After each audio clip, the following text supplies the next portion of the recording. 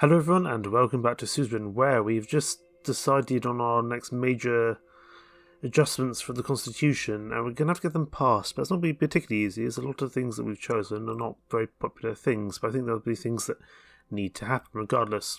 We've got some dinner with business council members, but first I'm going to read about recessions, because that has a direct correlation to business. It's just important to check on.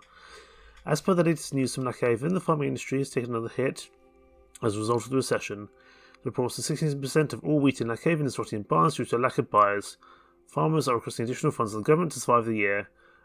Sorry to break the bubble, but I don't actually have any government budget left. But we're going to see if we can get some from somewhere. We're in Lockhaven to work with the Business Council to assess weaknesses in the economy. Simon organised a dinner with the affluent economic figures of Swordland. When we arrived, the streets were bustling with activity, even though the atmosphere in the country was tense. Lockhaveners didn't seem very worried. Together with Walter Tusk, Edith Acknock, Michael Avon, and Simon Hall, we entered the renowned Estari restaurant by the coast. A short blonde man who embroidered pocket red manager greeted us and waved his arms in excitement as he told us how pleased he was to have us in his establishment. Beaming with pride, he led us to a private room and got us seated at a large table, covered for the occasion with a maroon tablecloth. We were quickly served by a group of servers. Walter spoke as they started taking our orders. I recommend the Lockhaven salmon, President. You have to taste this local delicacy here, the best in Swordland. I will happily order the salmon. The salmons are wonderful. I mean, salmon in general is a really lovely fish, I think. The servers will then asked about the second dish, salad or rice. We'll have rice. The servers plated glasses in front of each of us and served bread and water. After they'd done taking orders, they quickly left us alone in the private room. Mr. President, I didn't have the possibility to thank you for coming today. Your presence means a great deal. Indeed, sir. It's an honour to dine with you. Thank you. We should thank Sim for organising this meeting. No need for that. I hope everyone enjoys the evening. Sim suggested the expensive-looking bottle of red wine that one of the servers just brought to the table. Mr. President? That looks amazing. We'll have some wine. It's always good to wine dine these folks, I think. Well, it tastes even better. Best of Lesbia, the Chateau de Falenzo, or Falenco, 1934. I took a sip. It was bitter. Honestly, it tastes like any other wine. How is it? Is the taste to your liking? Do I lie or do I tell the truth? It tastes like heaven. See? Sim filled up my glass. After filling everyone's glasses, Sim stood up and raised his glass. I'd like to raise a toast to all of you here today. We're meeting here tonight in difficult times, but I believe that with hard work, cooperation and trust, we will get through this period as well. And I'd like to thank Mr. Rain again for his decisiveness when it comes to economic policies. I'm sure we will stop this recession. I also thank Mr. Tuss for being here with us today. His presence is an honour. And of course my colleagues in the Business Council, Mrs. Acknock and Mr. Avon. Without you, none of this would have been possible. Let's dream to future cooperation and growth. Can't speak today, as I never seem to be able to do. For a prosperous Swordland. Everybody raised their glasses and toasted each other. After a couple more minutes, the servers arrived with our meals. The food tasted amazing. Walter was right. This place must have been the best place in all Lockhaven. So how did you find the food of the best dining restaurant in Lockhaven, Mr. President? Fine food is like a fine art, but this particular one is a masterpiece. I know exactly what you mean. Art is something else. It embodies so much about us and the world surrounding our lives, and food can... There is an art of everything. The art of making money, food, wine, and love. How are things going in the Maroon Palace? The pressure must have increased after you attended the funeral.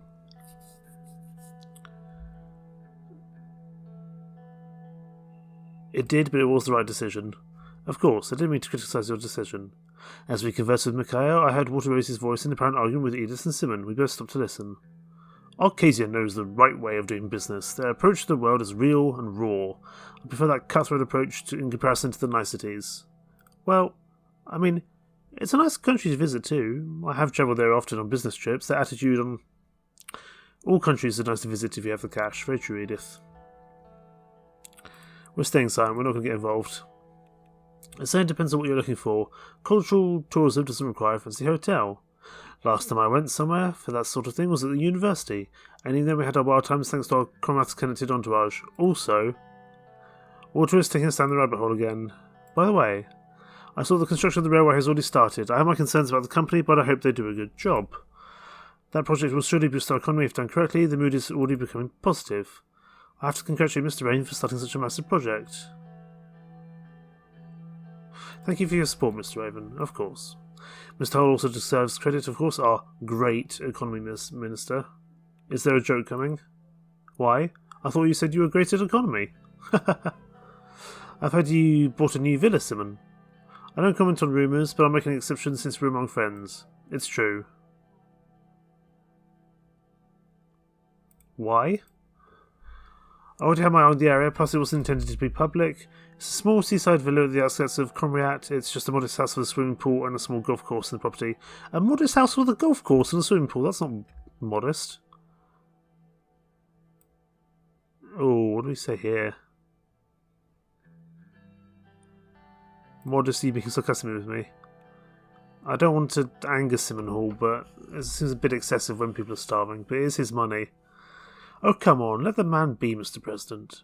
Edith, who was sitting to my left, gently put her hand over my arm for a few seconds. Come on, let's not talk about finance or politics for now. We came here to relax. She turned to Walter and Simon. Isn't that right, gentlemen? They nodded to her and took a sip of their drinks. She slightly leaned towards me. So, Mr. Rain, why don't you tell us what's behind that strong character of yours? I've heard that you had a difficult life in Darrow. Is that right? My family cared for me as much as they could. I couldn't ask for more than that. That's very humble of you. I've never met your family, Mr. President. How are they doing, if you don't mind me asking? They're doing great. We have no problems. That's great to hear. Your son must be very proud of you. Family is everything. My advice would be to make sure that Frank has a solid relationship with you. He is your future after all. What do we say here? I'm trying my best to be a good father to him. He seems to be somewhat introverted. Wish that was my son's biggest problem. Darren seems to be doing local fine. I saw that his yacht party in Benfleet made their local news. Well, the rascal didn't even ask for permission to use the yacht and just took it. He basically stole it. Good news is that I can finally convince him to go to university. He'll study economics in Haven Business School. That's a good choice. Having a degree in Sweden separates you from the rabble, and we especially need more people who understand economics. Maybe your son will become a great future economist. I wouldn't count on that. But I agree, we need more economists, oh my goodness, I'm speaking, economists to enter politics. It's unfortunate that Edward Alfonso was the only leader who actually studied economics. He turned to me. Not that I mean anything against you, Mr. Rain.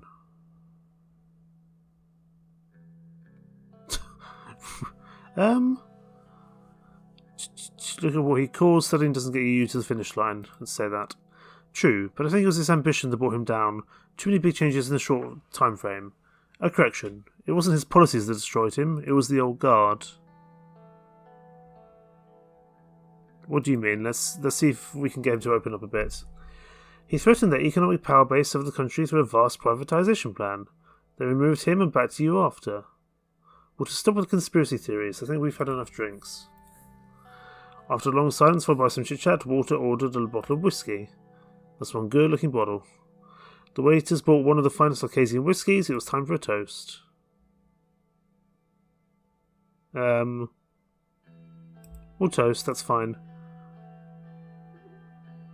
To a constructive and beneficial future. No, to an equal society without class differences at Morgan or Westcore. Aye. Nobody else responded, and Sim looked like he had too much alcohol. There was an awkward silence as they looked at each other with glasses in their hands. Vectern Sister. I think it's time we called it a night.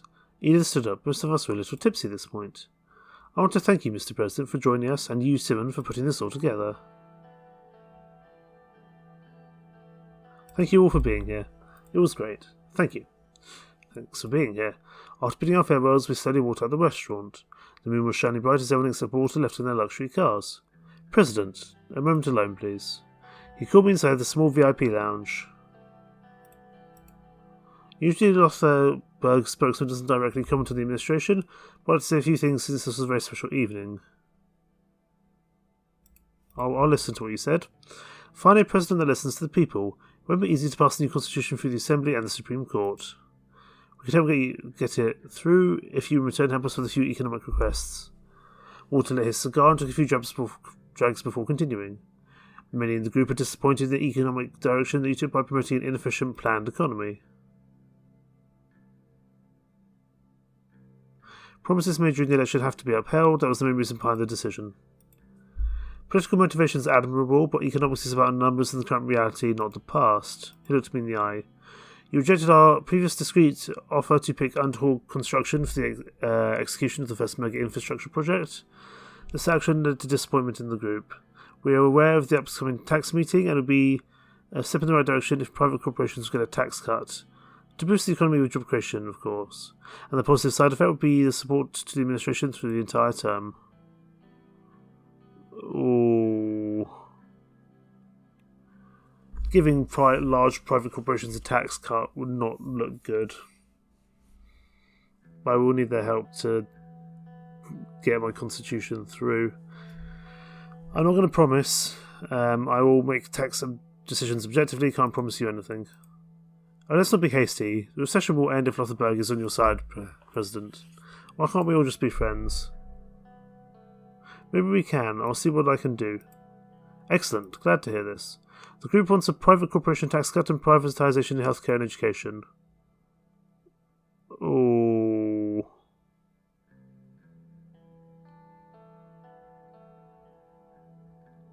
Do I do this? Private corporation tax and enable privatisation in health and education? No, it's too much to ask. That's a shame. I did offer you a peace branch. There was an awkward silence. Either way, President, we are here and always ready to work with you if you change your mind. Don't forget that. I'll think about it, but not now. Come on, Walter.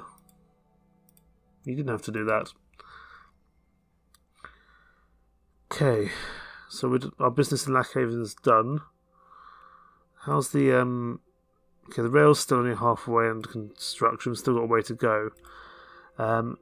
Vice President Vector reported that along with Lucy and Galley, the committee has started working on the written aspects of the package as per the needs outlined previously.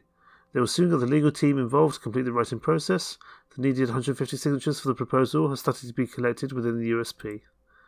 Something tells me I'm not going to get all 150 signatures, and I'm going to have to kind of wine and dine some people to make this work. As the morning sun streamed through the window of the presidential office, an imminent meeting loomed on my agenda. In a quarter of an hour, I was set to discuss the Energy Protection Act, or EPA, of 1932 with Ministers Gruff, Hole, and Whiskey. The recent abrogation in the Grand National Assembly, coupled with ongoing dialogues with Gassam, had only served to amplify the discourse surrounding the legislation. I was sipping my morning coffee and enjoying a quiet moment of solitude when David arrived, characteristically early.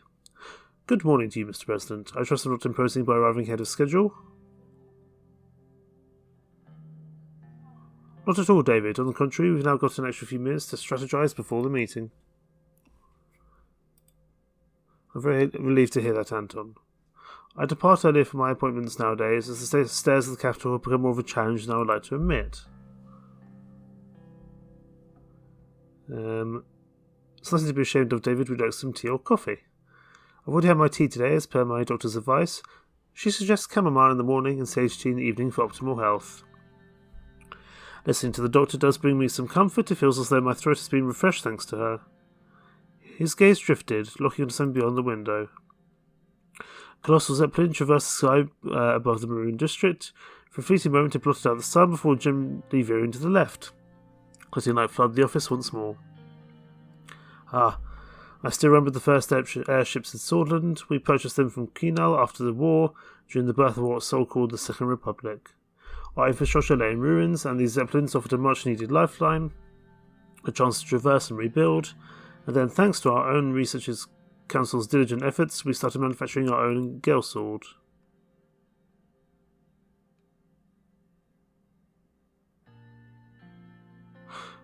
I think probably we could have invested more in roads and railways, but it's probably too late for that.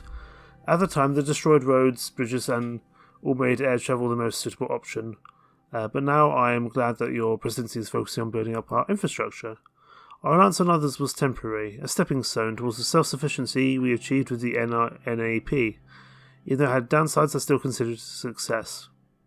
A pause fell over the room, and David's gaze fell on the portrait of Sol hanging in the presidential office. His eyes lingered on the stern face of an old leader, and a sigh escaped his lips. Now, when I think of the EPA, my mind is carried back to the formative years of post-Civil War Hawthorne in the 1930s. The debates, the passion, the potential for transformation. It was a time of renewed optimism. It is our duty now to learn from the past and strive for a better future. What applied back then won't apply to now.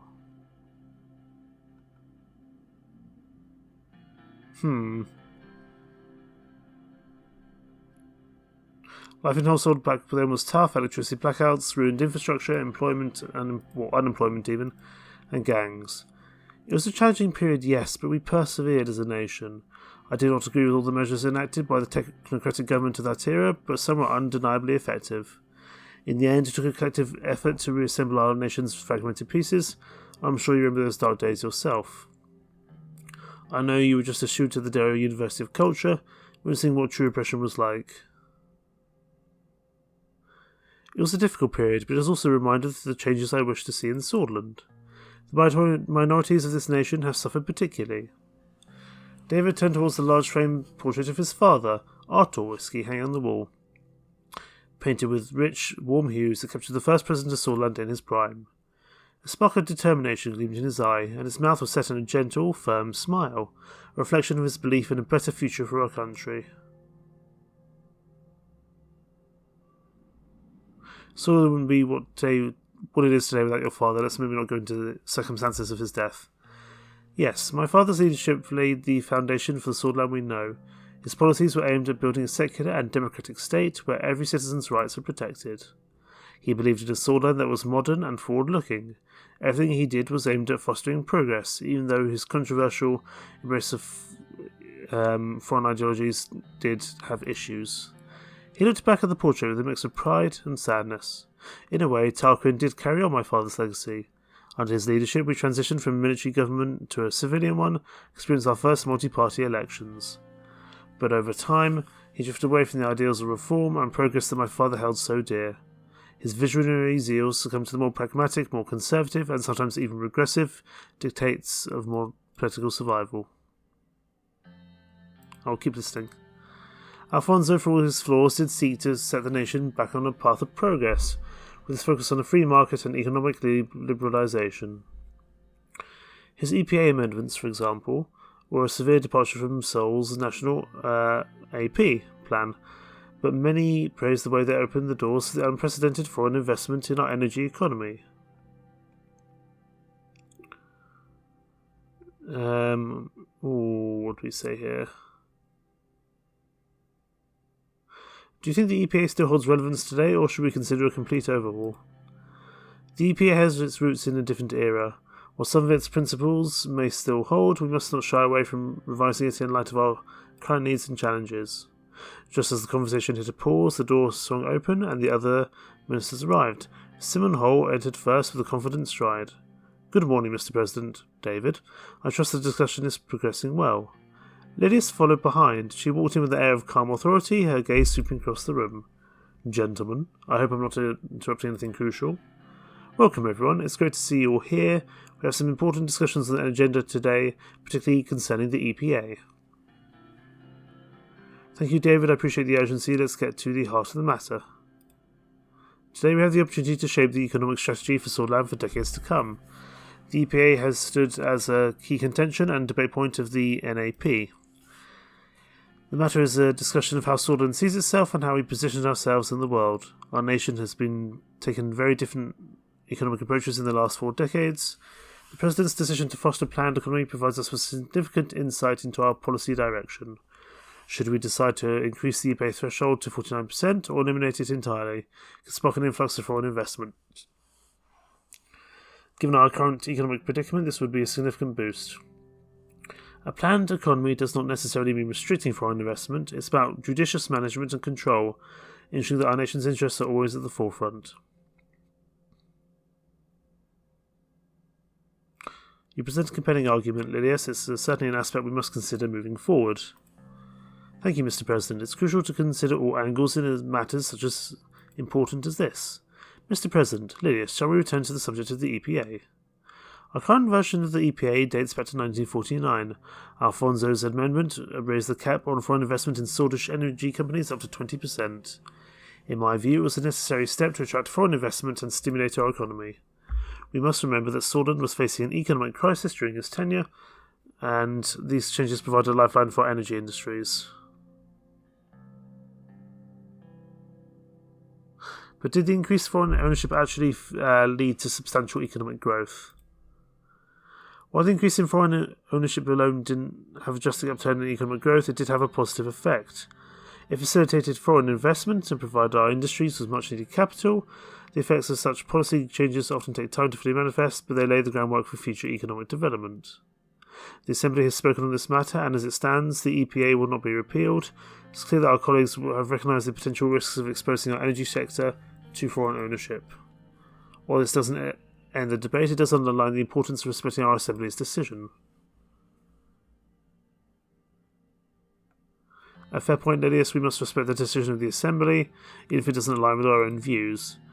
I respect the decision of the Assembly, Lilius. However, we mustn't allow this setback to deter us from exploring the best possible options for Swordland. The global landscape is ever-evolving, and we must adapt accordingly. It's also important to remember that the Assembly's decision is not the final word. There is room for further legislative efforts and executive initiatives. When it comes to the Energy Protection Act, I believe we should at least consider complete removal. If not, at least we should increase the threshold to 49%. This would undoubtedly attract more foreign investments and strengthen energy institutions such as Gazprom and Swedish Petroleum. I'm sure about that, but we have to remember that we're dealing with the national security as well as economics. Reverting to the sole era 10% limit or keeping the law as it would be a safer option. We cannot risk our energy infrastructure falling into foreign hands, especially not to Rumberg. I see merit in political arguments. Yes, we need to protect our national security, but we also need to consider the economic implications. Perhaps a mixed approach would work best. Or to increase the limit to 49%, thereby attracting foreign investment while maintaining Swedish control over critical energy sectors.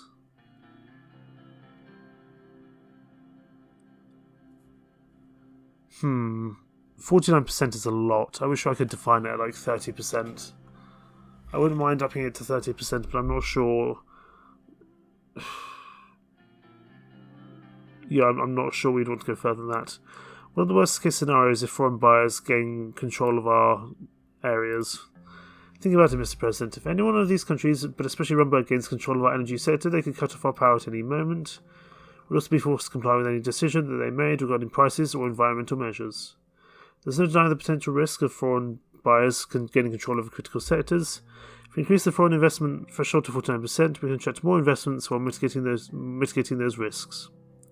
Or we may see entities from Kinal, Rizia, and Raqqa, Rumberg, or Lesbia as potential threats. It's also crucial to see them as potential partners. Scenarios Lilius mentioned are possible, of course, but think about the economic growth and international relations that could be fostered. Lilius, I want you to expand further. The national security risk is significant. Foreign entities could use their stake in our energy sector as leverage in diplomatic or economic negotiations.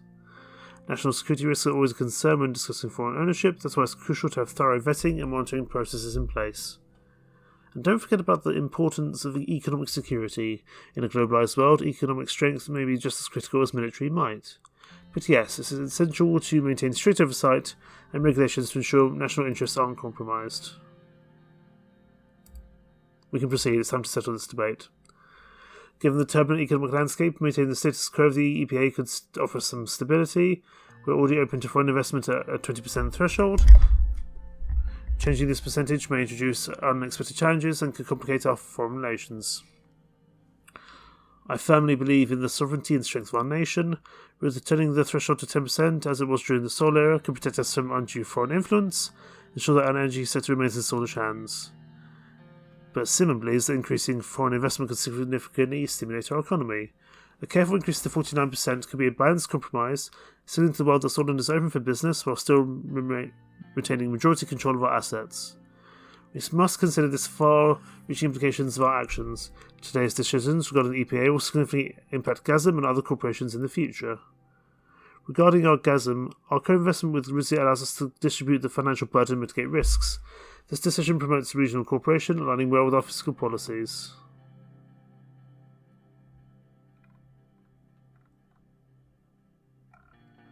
The joint venture with Rizia is a strategic move, not a concession. It's a partnership that secures our place in the global energy landscape.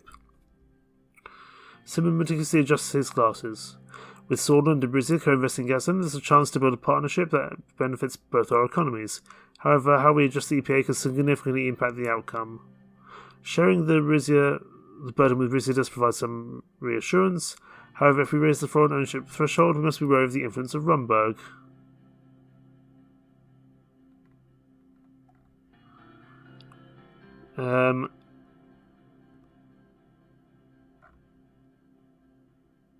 Let's not make any hasty decisions that might disrupt the balance. Maintain the current threshold as a safe option, but my preference would be 10% default imposed in the Sol era. It will limit opportunities in the long run, but our state era will preserve. The current threshold provides a balance. It allows some level of foreign investment without risking too much foreign influence. Reverting to the past will lose us too many options. While maintaining the status quo provides stability, it might limit our potential for economic growth and trade relations. Our choices aren't just about the numbers, they hold significant implications for the people of Swordland. We must make our decision with them in mind. I would say we've covered the implications of your EPA decision fairly thoroughly, Mr. President. Our actions should be guided by the business interests of our nation. Mr. President, it's time for us to make a decision. What will we do with the EPA? So, I can remove it completely, limit it to 49%, keep it as 20% or go down to 10%. Getting rid of the EPA completely is a terrible idea. 49%, that's too much that people could just slip a few percent under the radar. So we're going to keep it at 20%. Stability is key in these uncertain times. It's a safe choice, though it might limit our economic growth. It may not be what Sol would have wanted, but it is a prudent decision. I'm not Sol. The door to the room opened, and Livia Suno carried a tray laden with assortment of beverages. She was a little clumsy as she manoeuvred around the room, refilling cups and glasses with tea, coffee, and water. Excuse me, gentlemen, madam, I brought some refreshments.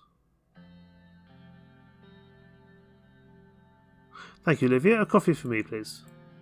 Of course, Mr. President, here you are. As she finishes serving the beverages, Livia retreated towards the door. She glanced out around the room last time before quietly backing out. I hope she's not a spy. The meeting resumed, our conversation growing slightly louder over the clink of cups and glasses. While we're here, I'll inform you all that I've been lending my expertise to Minister Benewol in relation to the Workers' Rights Bill. I believe it's crucial to ensure fair treatment of our workforce, and it's nearing presentation. Your collaboration with Mr. Benewol is commendable. I hope it will bring around a positive change for our workforce. I like David Whiskey. I think he's a good person. Thank you, Mr. President. The bill aims to prioritise workers' well-being as a step towards a more humane economic system. I share your sentiments, Mr. President. However, we must be careful to avoid encouraging anti-business tendencies. I concur, Mr. President. Ensuring the rights of our workers is paramount, though we must be cautious of any hidden agendas. Anyway, I've been working on our upcoming term budget meeting and have a proposal for business taxation changes. Specifically, we're considering a range of 10% tax changes for small to medium enterprises and large corporations.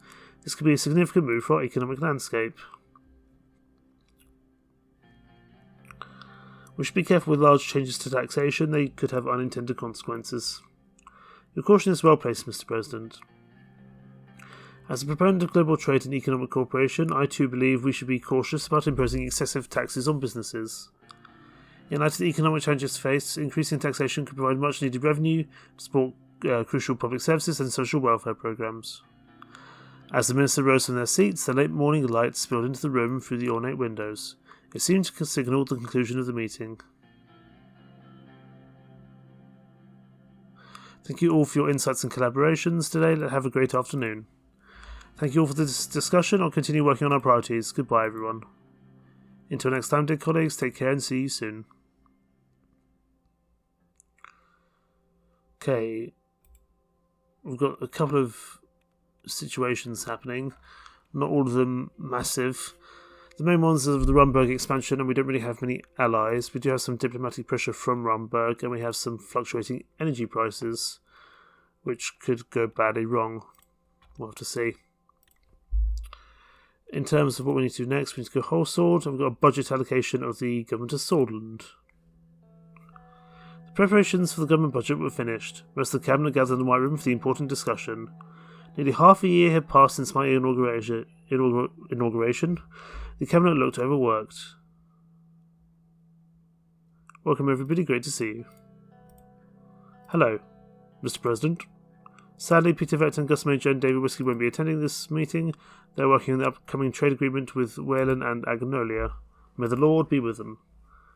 Kiara gave a barely disguised eye roll. Did you just roll your eyes at me, young lady? If I did, it's because religion has no place at a government budget meeting. Well said, Kiara. I was merely expressing my wishes for a successful trade deal. Freedom of expression must be protected at all costs, must it not, Miss Morgner? Actually, in this case, I agree with Miss Wilder. Kiara flashed through an appreciative smile. According to Sorden's laws regarding the separation of church and state... She broke off as she noticed Simon, Lucian, and Joseph were looking at the three female ministers in stony silence. Ladies, let's leave the extraneous chit-chat for afternoon tea. I'm not commenting. I'm not getting involved in that. Simon started loudly shuffling some documents around. All eyes turned to the Minister of Economy. Let's begin, Mr. Hull. Gladly. Today is a big day. We must prioritise our spending wisely in order to achieve the goals we set as a government. While maintaining enough political support, I might add. Promises were made during the election. There are three options regarding the budgeting of the four main branches of the government. If either we increase, maintain, or decrease the funding. Increasing will result in an improvement to the branch, which will increase new policy options. Maintaining will keep the funding, resulting in no visible change. Decreasing causes a loss of efficiency in that branch. The problem isn't the amount of money spent, it's how efficiently we spend it. It's true that many of our policies could be far better implemented. Our welfare systems are full of issues that need to be addressed, for instance. We have to be careful as to what we fund so we have resources remaining for another investment project. We have to keep true to election promises. Our people voted for us because of the promises we made. As much as we realistically can. If we fail at improving our economy, the promises don't mean much in the big picture. Before we begin our discussion, there's one more thing I want to voice my opinion on. As we manage the government budget, we can go into debt to invest in different branches. However, under these circumstances, it would worsen the economic crisis if we push it too far. It's difficult for us to raise debt with the current unhealthy economy, but we can increase the amount of debt we take as the economy improves. I'm going to say spend, but only with a proper limit in place. A stimulating strategy could have positive political effects with increased support. Given the current state of the economy right now, improving the economic situation is a political priority, more so than ever if we want to win the 1958 election. This budget will also be applicable to our entire term. It's very critical that we plan correctly, so let's begin. Let's talk about healthcare first. Our healthcare system is vast and provides free services to most of our citizens. However, the quality of our health services is far worse in low-income and rural areas. Therefore, I think we should receive more funding to address this disparity. I agree. I've recently begun an investigation into the healthcare in Narble, and the numbers are not good. If we don't increase spending on health services, we need to at least maintain it, otherwise we're putting lives at risk. We've just started a new analysis of what would happen if a pandemic struck Swordland. According to the results, if our healthcare facilities remain in their current state, the death toll would be unimaginable. I'm not even talking about the damage to the economy. This is a matter of life and death, Mr. President, and it shouldn't be treated as such. We need to improve our healthcare. I think we always do. Well then, the time to make a decision on the budget has come. Consider it with care, Mr. President. I turn the first page.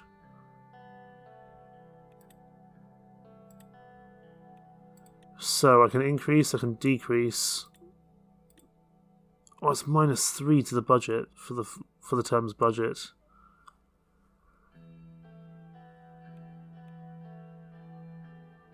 I'm going to increase healthcare, even if it's -3.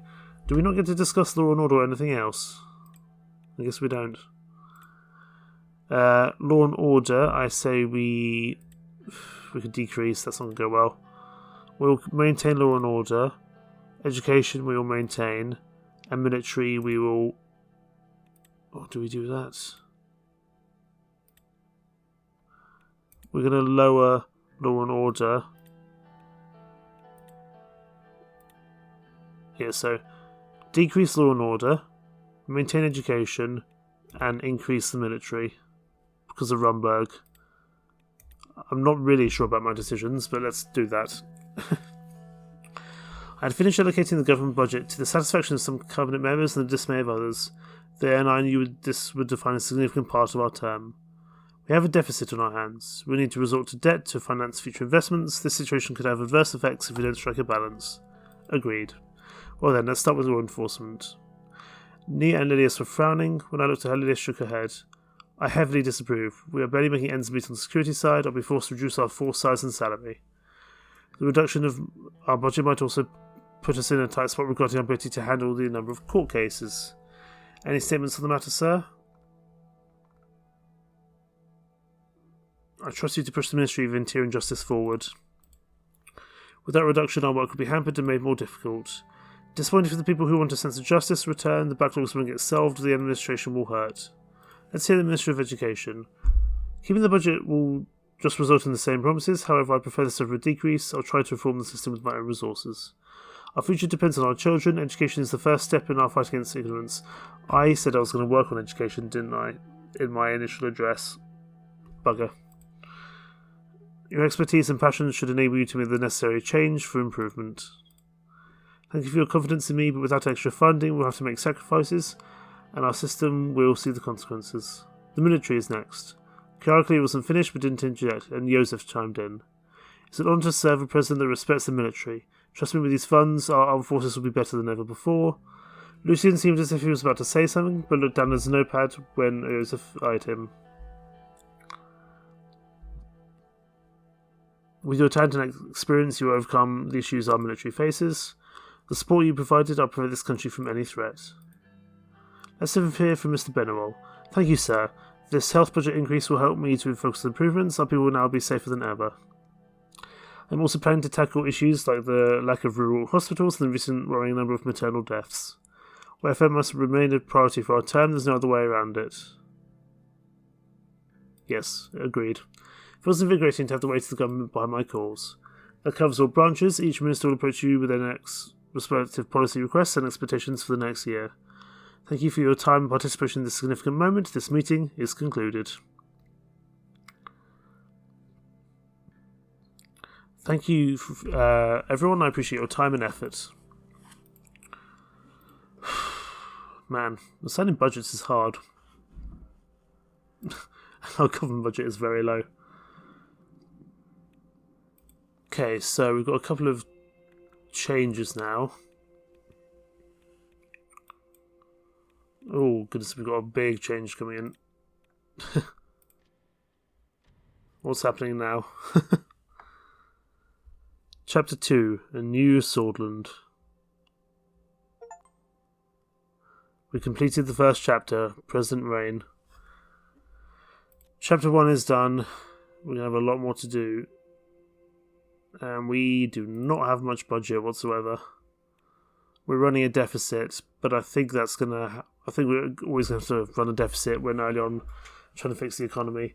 We just need to make sure we don't run our economy into the ground. Presumably we'll get another budget in a year's time. I'm not sure I made the right decisions, but with Rumberg kind of being a little bit of a pain, I don't mind having happy military personnel. I think that's a good idea. But we'll leave it there. That was the first chapter, so I think there's about 3 more chapters in this, so I've really been enjoying this. More to come soon indeed. In the meantime, thank you so much for watching. Take care. Bye bye.